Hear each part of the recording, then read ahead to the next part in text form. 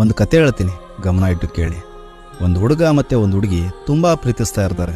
ಎಷ್ಟು ಪ್ರೀತಿಸ್ತಾ ಇರ್ತಾರೆ ಅಂತಂದರೆ ಒಬ್ಬರನ್ನ ಬಿಟ್ಟು ಒಬ್ಬರು ಒಂದು ಸೆಕೆಂಡು ದೂರ ಇರ್ತಾ ಇರಲಿಲ್ಲ. ಒಂದು ದಿನ ಆ ಹುಡುಗಿ ಆ ಹುಡುಗನ ಮೀಟ್ ಆಗೋದಕ್ಕೆ ಬರೋದೇ ಇಲ್ಲ.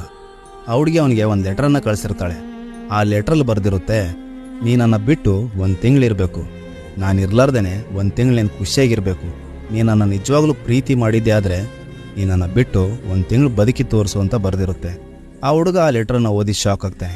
ಏನಪ್ಪ ಇದು, ಒಂದು ಸೆಕೆಂಡು ನಾನು ಅವಳನ್ನು ಬಿಟ್ಟಿರ್ಲಾರ್ದವನು ಹೇಗೆ ಒಂದು ತಿಂಗಳು ಅವಳನ್ನು ಬಿಟ್ಟಿರಲಿ ಅಂತ ಅನ್ಕೋತಾನೆ. ಹೇಗೋ ಮಾಡಿ ಒಂದು ವಾರ ಕಳೀತಾನೆ, 15 ದಿನ ಕಳೀತಾನೆ, ಒಂದು ತಿಂಗಳು ಕಳೀತಾನೆ. ಒಂದು ತಿಂಗಳು ಕಳೀತಿದ್ದಾಗೇ ಆ ಹುಡುಗ ಆ ಹುಡುಗಿ ಮನೆಗೆ ಓಡೋಡೋಗ್ತಾನೆ.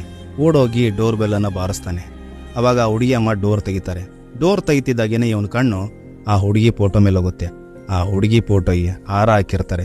ಆ ಫೋಟೋ ನೋಡಿ ಅವನ ಕಣ್ಣಲ್ಲಿ ನೀರು ಬರೋದಕ್ಕೆ ಶುರುವಾಗುತ್ತೆ. ಆ ಹುಡುಗಿ ಅಮ್ಮ ಅವನಿಗೆ ಒಂದು ಲೆಟರನ್ನು ತೊಗೊಂಬಂದು ಕೊಡ್ತಾರೆ. ಆ ಲೆಟ್ರಲ್ಲಿ ಬರೆದಿರುತ್ತೆ, ನೋಡು, ನೀನನ್ನು ಬಿಟ್ಟು ಒಂದು ತಿಂಗಳು ಕಳೆದುಬಿಟ್ಟೆ ಅಲ್ವಾ, ಹೀಗೆ ನೀನು ಇಡೀ ಜೀವನ ನಾನು ಇರಲಾರ್ದೇ ಕಳಿಬೇಕು, ಅದು ಖುಷಿಯಾಗಿ ನಗನಗ್ತಾ ನನ್ನ ನೆನಪಿನಲ್ಲೇ.